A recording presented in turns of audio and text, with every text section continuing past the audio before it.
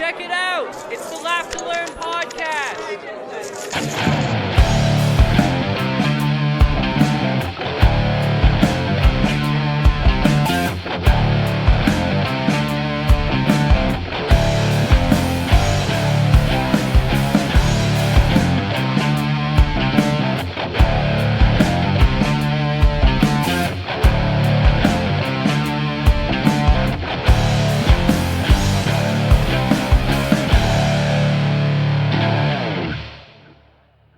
What is going on, everyone? Welcome to episode 22 of the Laugh to Learn podcast, your weekly source for a comedic spin on all the goings-on, all the what's happenings, the what's what in the world. I come to you from the Great White North every single Tuesday evening, Eastern Standard Time. That is New York time. That is Toronto time. Hell, it's even Cuba time if you're listening down there, smoking a big stogie. Fresh for download to listen to at work on Wednesday morning for everyone all around the world, no matter where you are when you wake up Wednesday. Check out the Laugh to Learn podcast, hit download on whatever app. Actually, you should subscribe, because if you subscribe, it'll download automatically. This podcast, of course, comes to you ad-free, and speaking of subscribing, that's all that I ask, is that you subscribe on any podcasting platform or over on YouTube, and tell your friends all about me, either in person or with a share over your favorite social media platform. I lied to you last week because I said it would be a short episode, and it turns out that it was not. So this week, I'm not even going to bullshit you because I have no idea how long it'll be. I have not run through it. And so, yeah, I have no idea. For today's episode, however, we are going to be talking about universal basic income, which is going to be a fantastic and fun conversation. We're going to talk about dogs, which are always fun to talk about and pet and love, of course. And I'll finish with a discussion on the recent fall from glory of a few different ultra-powerful billionaires and how the world seems to be changing, and people like you and I are suddenly held to the same standards as billionaires, or I suppose, rather, billionaires are held to the same standard that we would be held to under the law. So it's going to be a fun episode, so strap yourselves in, and let's get to it. The concept of universal basic income, or UBI as I'm going to be referring to it, is quickly becoming one of the most debated topics in the Western world, with major players on the world stage, such as major U.S. presidential hopeful Andrew Yang, among others, pushing for some form of UBI in their respective nations. We are all going to be faced with the very real question in the near future of whether or not you should receive guaranteed financing as a citizen. And let's be honest, that is a huge question and a huge task for us all to deal with. Now, let's start with the basics. Bad pun was not intended originally, but I realized it now. Whatever. Universal basic income, which can also operate under different names, it generally refers to the same thing, essentially. And it is an unconditional payment, which may only vary with age. So a younger person might get nothing if you're under 18, or maybe you get small amounts until you turn 18. Everyone's proposals are a little different in how that works, but really, age is the only thing that's allowed to let the payments vary. It's automatically paid in steady intervals, either weekly, bi-weekly, monthly, annually, stuff like that. It is not means tested, which means that you do not need to show any sort of income or job status or require any specific skills. It is based on the individual, and it is the same amount regardless of relationship status or household size, and ultimately it is a guaranteed right of citizenship. So there's a whole bunch of stuff that kind of go into it, but essentially what it comes down to is no matter who you are or what you do, or even if you don't do anything for a living, you would receive a question-free check in the mail. Or, well, let's be real, it would probably be auto-deposited to a bank. That way they can make some money too. But you would get this money automatically for you to spend on whatever you want. Always wanted to try blow? Feel free. rich already but want to upgrade to a classier hooker this weekend, it's on us. But of course, the main idea is that the average person can afford food, rent, and smaller expenses without having to worry, right? If you lose a job, one of the big things that is being discussed is for specifically women who are in different work environments where maybe they're having some sort of someone's sort of sexually abusing them or something like that at work, but they're stuck. They have, a family, they have kids, they have rent to pay. Right now, they can't leave that job. Something like this would give them at least a nest egg where that money's going to come in, and yeah, you're still losing your job, which means even if you're getting $1,000 every month, you might be going from $2,000 a month down to $1,000, which hurts. But it's not going to be nothing. You'll never be in a situation where you have nothing. So it does help in situations like that. This obviously sounds fantastic, right? And there might be a very good reason to implement something along these lines. And this is kind of why we're starting to see this really come forward in 2019, because this has been discussed in the past. It actually got all the way through to the highest levels of government in Sweden before they shot it down. 76% of politicians voted against it, and we'll get to the reasons why they'll vote against it, but it could be almost a necessity very, very soon. And if you pay attention to a lot of people who are really involved in technology, even some big technology executives are kind of talking about it already. The biggest being Elon Musk, who thinks that something like this may actually be a requirement in the future. So with the rapid increase and advance of technological advancement, that's not how you... Who wrote this? I wrote it. That's my bad. But with technological advancement, we are potentially looking at massive loss of jobs across the board. But those jobs will especially be lost in driving and warehousing. Those are the two places that right now we are very, very close to not needing people. So first, we need to look at automated driving. Currently, we are a while away from truly anonymous vehicles, but I always point to a company like Uber. Currently, Uber's not making profit. They're literally not making profit. Now, you may be like, what? They're, still decently expensive. Like, how the hell are they not making money? Well, right now they have to pay drivers. However, they and all of their investors know that one day they will not have to pay drivers anymore, because Uber will buy millions of electric, automated cars that can plug themselves in. They don't care when you call or when you order, I guess, your Uber.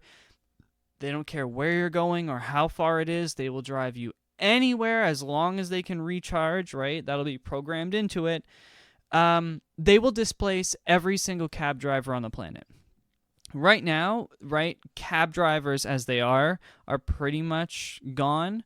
But when Uber doesn't need anyone driving those cars, all of your Uber drivers who, drive Uber for 3 days and then go back to whatever the hell they were doing before, that job will not exist. And that's a huge part of the economy. And the really scary thing about it is it'll happen within a year, because we know that Uber's already literally saving money to buy these cars when they come out. They're investing hundreds of millions of dollars in automated driving technologies. Actually, they're investing in a specific company that's investing in these technologies. But nonetheless, Uber as a business is going hard into this, and they are all about it. So anytime that you're thinking like, a company like Uber, what can I do to whatever?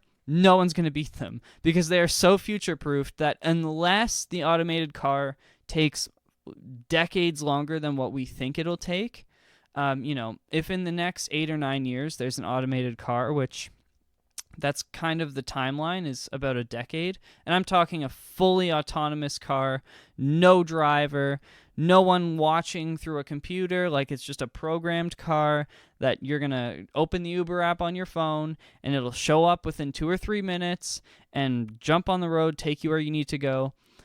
Most tech guys and gals are saying we're about a decade away from that.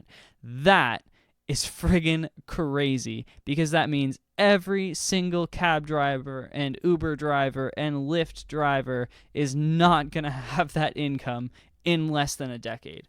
It's crazy. Now, further to that, along with driving, Tesla's releasing their first driver-assisted trucks this year, which are incredibly aerodynamic, fully electric, and can currently drive themselves on highways. They also have a number of parking-assisted modes, but the big thing is that you can get on a highway, and this truck will drive itself on most highways. Now, again, we are not at the point where, you can just load the back of a truck and press go or whatever, use an app and say, okay, go away, truck, and the truck drives itself to where it's going. We're not there yet, but within a decade, if that technology is there, this is going to have a huge impact, trucking especially, because according to The Guardian, currently 1.8 million Americans, mostly men, are driving trucks for a living. 1.8 million. That is 0.55% of the population of the United States, which is 1 out of every 181 people that will not have a job in the next 10 years. And these are high-paying jobs, right? Trucking and shipping jobs are high-paying jobs. I mean, if you work 6 days a week, especially doing long haul, you can make upwards of $150,000 US a year. Like, there is big money in trucking because, let's be honest, not a lot of people want to do it. You're away from your family for long periods of time, and it's a very high-skilled job to fucking park those things. I couldn't park that fucking truck. I can barely back my car in a parking spot. You want me to park a 40-foot trailer? Not gonna happen. There's no way in hell. So, right now, these jobs drive our economy, and these jobs are going away likely within the next 10 years. So, as of April 2018, remember, we're talking about 1 out of every 181 people. Currently, 1 of every 200 people in the U.S. are lawyers. Okay, so that means that more Americans, as a percentage at least, it'll be more likely for you to be an unemployed trucker than it will be a member of the bar. That's crazy. That is crazy. And what kind of world is that to raise a child in? You know what I mean? Because I would say most people don't raise their kids thinking oh, you can be a truck driver, right? Some do, but most don't. But that being said, it's always been a thing that if you're 18, 19, 20 years old and you're just finishing school, you don't feel like joining the military, you can get your AZ license, which is it's kind of expensive. It's about between $3,000 and $5,000 depending on where you go to get it. But you can get that license and you can make $100,000 a year. And I know people who paid for school doing that. They went and drove trucks first because they didn't want school debt. They didn't really know what they wanted to do. So here in Canada, I think you have to be 21 because of insurance. So at 21, they went and drove trucks. 23, 24, they had a bunch of money saved up. They had their own house. The one guy that I know, he had his own house, I should say, and paid for himself to go to school. That will not be an option, let alone all the people that do it for a living, right? Right now, lots of times people end up trucking because they get laid off from something else, right? For the winter especially, like construction. You do construction in the summer, you get laid off, you go jump in a truck and drive a few hauls, maybe on weekends or whatever, to make money. No more. That's huge. It's absolutely huge. Again, it'll be more likely for you to be an unemployed trucker than it will be to become a lawyer. That is insane. Now, that's, like I said, it's a terrifying world to raise a child in. And of course, these numbers, these 1.8 million people, will only add on to the current level of unemployment, which sits around 3.7%. So adding on to that, it'll bring you to about 4.2%, 4.3% unemployment in the U.S. That is very high. It's important to note that unemployment rates, they only consider when you have no job, but you're actively seeking work. So, the unemployment rate that I just gave you at 3.7%, it's highly debated whether or not that's a useful number. But anyways, I also mentioned warehousing because that's sort of what I do for a living. Of course, I'm an accountant for a rather large meat company, but I am an inventory cost accountant, which means that my day is spent in warehouses. And guess what everyone is talking about? Automated warehousing. We just switched to a company that is nearly fully automated. There's an individual who drives a forklift to empty trucks. There's another individual that drives a forklift to fill trucks. And then there are supervisors who just watch these robots. And the robots pick up the pallets after they're put down, bring them over here, fucking lift them up, put them in a bay. The machine knows exactly where it puts it. It tracks it. You can walk up to the machine and say, I need this product number. It'll say, okay, no problem. It'll go and get the exact pallet you want it to grab. It's fully automated, all right? And this is a warehouse that is massive. It probably would have had 50 employees between days and nights. Now it has like 10, okay? It's like literally insane what technology's doing. And for anyone who's doubting this, just think of what you saw IKEA doing years back, right? IKEA went fully robotic, and they were one of the first. Like, I remember being in elementary school and seeing like, oh my god, they have robots making stuff, they have robots shelving stuff. Like, what the hell are they thinking? What the hell were they thinking, bro? Like, they are so wealthy now as a business because they don't have to pay employees at any of their warehouses, like any of their warehouses. And it is saving them, which means it is making them so much money. And once you are making money, you don't want to stop. You only want to make more. And then what happens? Everyone else sees how much more you're making, and they want to make that much money too. So, unfortunately for us, unfortunately for us as a society, that's kind of where we are headed. So, giving people some money every month seems like a great idea. And I'm sure all of you have already opened your Amazon apps on your phone and you're searching for the shiniest thing to add to your collection, and it'll be here tomorrow, right? But what do you think the downside could be? Well, of course, the downside is money, because it's always money. Because currently there is no country that can rationally afford this without cutting nearly all currently existing programs for government aid, such as housing, welfare, child benefits, healthcare, pension, and more.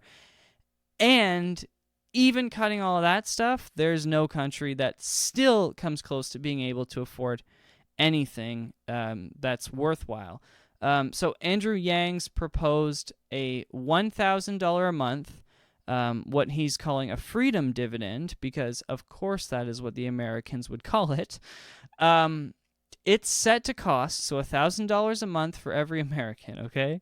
Get ready for this, because it might actually make you audibly gasp. So it is set to cost $3.8 trillion each and every year, with a T, trillion, okay? And just to put that into perspective, the U.S. military budget that people are so upset about how much they spend is $716 billion, okay? $716 billion. So 3.8 trillion, I'm just going to do some quick math right here, divided by 716,000 million billion. It's 5.3 times the U.S. military budget. Okay, so remember, the U.S. military spends more than the next 10 countries combined, right? This is 5 times that amount. So this is like taking the top, countries 2 through 11 for military spending, and taking what they spend 50 years, over 50 years, and spending it in one. Okay? It's crazy. It's irrational. It's not gonna happen. Not anytime soon. Like, we need to see some sort of drastic change. So, Andrew Yang is talking about creating almost like, he hasn't really been very clear about it. Reading his website, how I'm going to explain it is like an automated certain tax, so that a company like Amazon, who paid no money in taxes last year, which I'm an accountant who did tax. It is possible. I don't think it's okay, but it is possible. That's what you do. As a business, you build up all of these expenses year over year over year, and then when you start making a shit ton of money, then you capitalize on those expenses. It's not capitalizing. That's actually the wrong word. Basically what you do is you apply those expenses from previous years, you carry them forward into this year, and they offset your income. And then you end up technically on paper having made no money, and that's how you pay no taxes. That's the long short of it. If you're really interested, you can do a 4-year accounting program. Have fun. But yeah, so they have not paid any taxes, right? Amazon made, they made close, I think they actually made just over $1 billion last year, and they paid no taxes.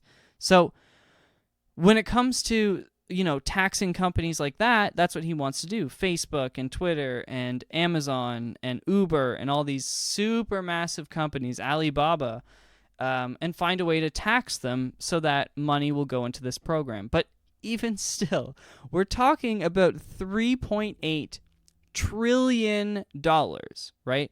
This is the thing, right? $700 billion each year on the military is fucking crazy. It is too much money. But all of us have gotten to a point where we understand.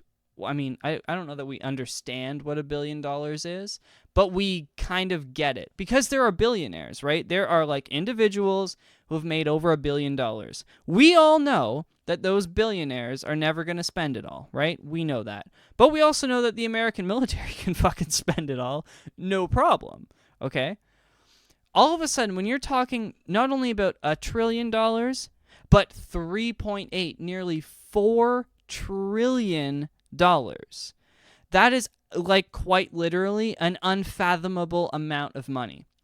200 years down the road with inflation, I don't think that's going to sound like a lot. I honestly don't, especially if this thing comes in. Could you imagine how little a dollar will be worth if everyone gets 1,000 for free? Which is a whole other argument, but $3.8 trillion is honestly so much money that when I listen to, and I mean, Andrew Yang comes across as he's very genuine. There are a lot of people that love what he's saying, because of course there are. And I don't just mean for selfish reasons, but I mean, he seems a decent politician. He seems like a good man, but he is so irrational on his main argument that he does not have a chance. Yeah, I mean, you're talking about trillions of dollars. No one knows what that means. And by that, I mean that honestly. Like, there is not an accountant out there that has ever been responsible for trillions of dollars. It just doesn't exist. It's so much money that there isn't an expert you can go to say, hey, how are we going to manage paying out $3.8 trillion a year? It just doesn't exist, right? There's very few, but there are some professional accountants and financiers who can work with with billions, right? There's a few, they're very expensive, but they know how to do it. Trillions is a whole other fucking thing, right? Think about the difference between $1,000 and $1 million, right? Most people listening to this podcast, if not all, can understand and manage $1,000. If anyone listening to this podcast can manage $1 million, send some of it to me, okay? And I mean, I'm being completely honest when I say that. I will accept your money. No questions asked. I don't care where it came from. If it has a little white powder, I'll just wash it off. It's all good. But I work in a place where millions of dollars are often discussed. I deal with accounts that are over $1 million. I don't deal with $1 million in cash, but, you know, the way the world works now, it's all electronic. But billions, I'd be like, nope, no, get that away from me. Like 1, 2, 3, upward, you know, as high as like 10 million. I'll have the discussion, no problem. If it comes from the CFO, this is what we want you to do. Make this entry into the account. No problem. I'm comfortable working in millions. Billions? Hell no. Get me the fuck out of there. Because if you fuck up on something that's $1 billion, it's like, oh, no. Nope. Not for me. Now you're talking about trillions, something no one has ever dealt with. It's not going to happen. Also, I wanted to touch on the idea of just simply getting $1,000 a month, because I actually am not opposed to something like this if it were affordable. The problem I have with it is I don't think everyone should be getting it. Currently, I don't think you should be getting welfare if you can't pass a narcotics test. And I specifically use the word narcotics because I don't have a problem with someone smoking weed. I don't have a problem with someone who's taking some sort of medication, as long as there's a doctor's prescription. I know a lot of people are addicted to them anyways, and the doctors keep giving prescriptions, but I can't adjudicate for that. But if you're on heroin, if you're on meth, if you're using blow, if you're using speed, if you're using MDMA or Molly, you should not be allowed to get welfare. And I think you have to kind of use the same thing with this, where I don't want to give $1,000 a month that's going to go up someone's nose and put them 6 feet underground, because as the last few weeks of this podcast, except the 1 week that was fucking hilarious, but other than that week, shows you, like, I am very involved in the drug problems that we have in this country, in this part of the world, and I don't want to see them get any worse. And I know far too many examples of individuals who $1,000 a month will not go, like, it won't improve their lives. It would actually be detrimental to their lives, because they can't handle that $1,000 a month. They just can't. And I don't mean they're going to go, spend it on video games. I'd be like, oh, okay, that's fine. That's the way you want to spend your money. But when you're spending it on heroin, right, when you have $50 or $100 to spend on heroin, you can still kill yourself, to be honest with you. But it's far less likely than when you have $1,000. When you get $1,000 check on top of everything else that you can just blow on drugs, and I don't mean blow as in blow, I mean blow as in throw it in the air and make it rain like you're at the strip club, but you know, you're making it rain like fucking LSD or fucking some Blue Angel. You know, I really don't want to see more people die, and unfortunately it's just a reality. Also, I don't want to see anyone who doesn't need this money getting it. And it's very, very tough. Like, where do you draw the line, right? Does an individual who makes $100,000 a year, could they use $1,000 a month? To be perfectly honest with you, they probably could, right? Like, $100,000 a year for a lot of people, it's like, wow, that's a lot of money. But for the person who's making $100,000 a year, $1,000 a month can be a big difference, right? Even someone like myself, right? I don't make $100,000 a year, but I also don't make nothing. So if you were to give me an extra $12,000 a year, what that would free up for me would be incredible. Like, easily, no problem. Right now, I'm like, I could afford a house. Like, right at the line. Literally, I calculated it last year, and I was like, that's how much I need to make. That's how much I went up to this year, right? So $1,000 a year would be like $1,000 a month would be no problem. I can easily afford a house and then like still live a life, right? But what like, where do you draw that line, right? What about $150,000? And we're talking about individuals, right? It doesn't matter if you're a couple or not. So an individual who makes 150 grand a year. Now you're getting into a lot of money. That guy's driving a nice car, or that girl is driving a nice car. They're living in a nice neighborhood, and they can afford some nice shit. But they're not yet rich, right? 150 grand a year. Sorry if you think that's rich, but it's not. I've seen rich. Okay? But I also don't draw the line at rich, because for me, rich is $300,000. That's the number in my head that I use, where if you're making 300 grand a year as an individual, not as a family, you're fucking rich. Okay? That 300 grand a year is a lot of money. Fuck, I'd be driving a nice ass car. Let me tell you. That's $25,000 a month, right? Before taxes, but it's $25,000 a month, okay? Even if you're taxed at 50%, you're still taking home $12,500 a month. So for me, 300 grand is rich. But I'd draw the line somewhere before that. I don't know. But all of these proposals are for everyone to get the money. And I feel like I've just been talking too long about this, and I have a lot of thoughts about it, so I'm going to cut myself off, but it's worth having a discussion with your friends and family where you think this lies. This hasn't hit Canada. Most of my viewers, I shouldn't say viewers, listeners, are Canadian.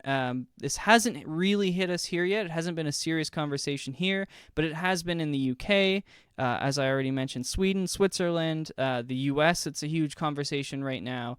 Australia, several European countries, actually.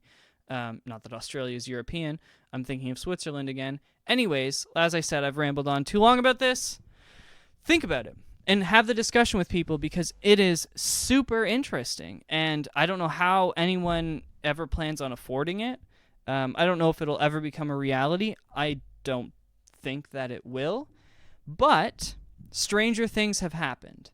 And if it was controlled properly and went out to the right sorts of people, I think it could be a great thing. And the big thing about it is if we give everyone $1,000 a month, everyone's going to be spending $1,000 a month, and most of that will be within our economy. So it comes right back to us. So interesting thought. Let me know what you think. And let's keep this conversation going. Now I'm going to talk to you about dogs, because I love them, and I think you should love them too. But one thing I've noticed about dogs is how we interact with them, and we're all a little bit different in the way we interact with our dogs. So for me, I get home and they're all like super happy to see me, and that's probably the same with everyone else, right? But it's almost like every time you get home, they're freaking out because this might be the day you weren't coming back, right? They must think we live these fascinating lives with great stories and epic adventures. Meanwhile, if only they knew that I was just at work for 8 hours, followed by 2 hours of traffic, and ain't no way in hell that I'm not coming home, But every day, here's the dog to be like, thank God you decided not to live at work again, and they're just freaking out and losing their minds. But the real weird thing, at least that I've noticed, is at night. Because anything, literally anything that wakes me up, my first thought is, fuck, right? The alarm goes off. Fuck. A baby's crying. Shit. A car's honking. Shut the fuck up. But my dog growling, my eyes are wide open. I'm so wide awake and I become hood. You know what I'm saying? I look at the dog, he looks at me, he's all growling. I'm like, motherfucker, let's rip his throat out there, Fluffy. And you go on and sneak out to the back door and look outside just to see a fucking raccoon going through the garbage or some shit. But it makes you think. Because for whatever reason, when the dog pops off, you start to pop off too. Don't forget to subscribe and share the podcast with your friends and family. Tell them all about it. Mention it at work. And make sure they know all about the incredible content available for free to them each and every Tuesday. As always, I'd like to thank you all so much for your support. Feel free to reach out to me anytime using the contact page over at www.laughterlearnpodcast.com. or on social media, which can be found in the description for this episode on your podcast platform of choice. Now, I wanted to finish today by talking about how there have been recently some big changes in the world, specifically changes that have to do with billionaires. Because growing up, it was one of those things that everyone knew about, but no one talked about, how if you were really wealthy, you were basically untouchable, right?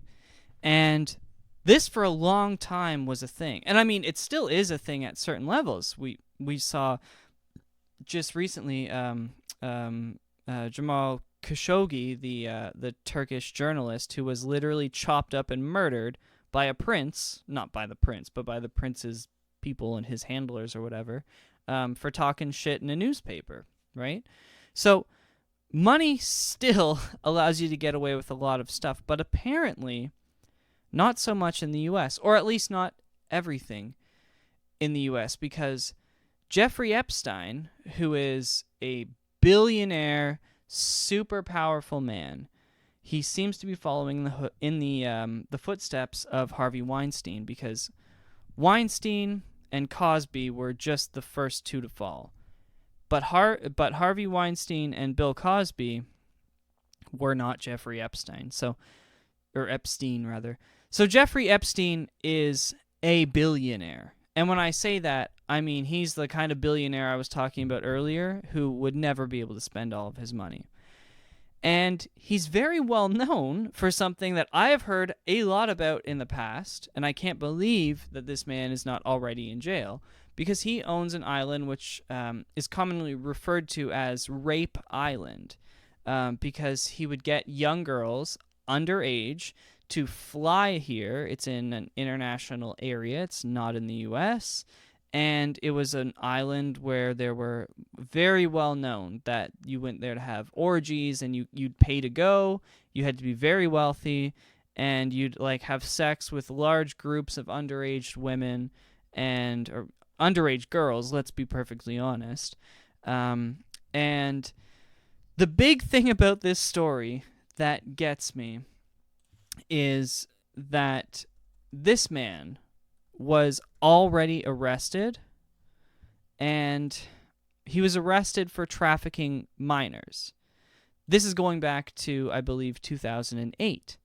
So, in 2008, he's arrested and convicted and settles for his sentence. Now, he was found guilty, and in fact, he pled guilty. He said, I did it, right? And he got, instead of all of these underage charges, there were identified by the federal government, the FBI, 36 underage victims, okay?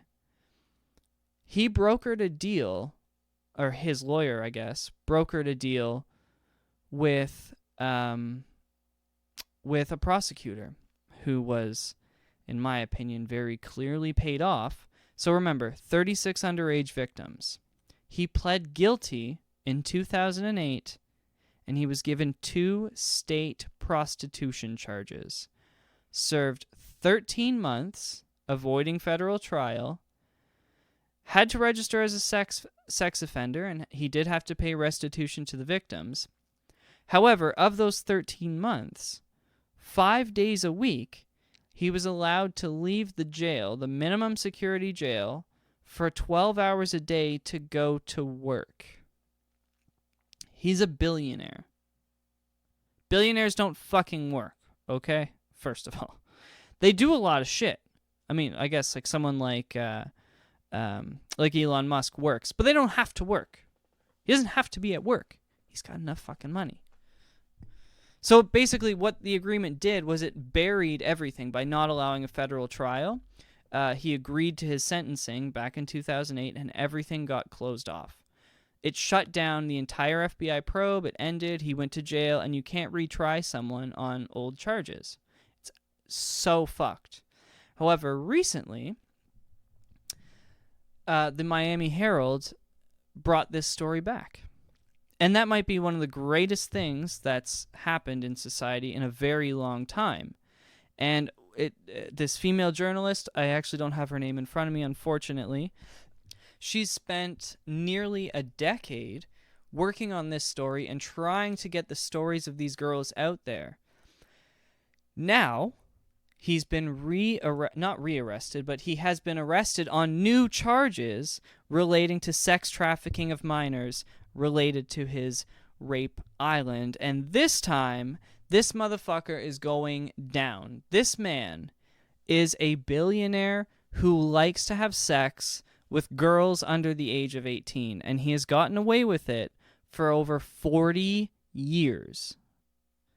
Okay? It's time for him to go away. Now, the purpose of me bringing this up is not to talk about Jeffrey Epstein, who is going to rot in jail. He might actually be attacked in prison, depending, and he'd probably deserve it, but that's not for me to decide. I just want to talk about the fact that billionaires and very wealthy, very powerful people, specifically very powerful men, are really losing their grip. And it's happening all of a sudden. And I can't put my finger on the cause of it. Usually, big movements like this, you can point to something. And the big thing that's discussed is Trump winning the election, because was that the reason that the whole Harvey Weinstein thing came up? Because specifically women were so upset. There was the Women's March. The Me Too movement sort of started, and that brought out Harvey Weinstein, and that kind of got us to where we are today. It's possible. But I don't plan on giving Trump that kind of credit. And basically what I mean by that is that I don't think the man in office is responsible for hatred towards these people. Because I think if Hillary Clinton had won and Harvey Weinstein's story broke that he did all that shit to those women, or Bill Cosby's story broke that Bill Cosby is, like I've said on the show before, I'm going to say it again right now, he is the #1 serial rapist in American history, okay? #1. He has drugged and raped more girls than anyone ever. That is crazy, and that is Bill fucking Cosby.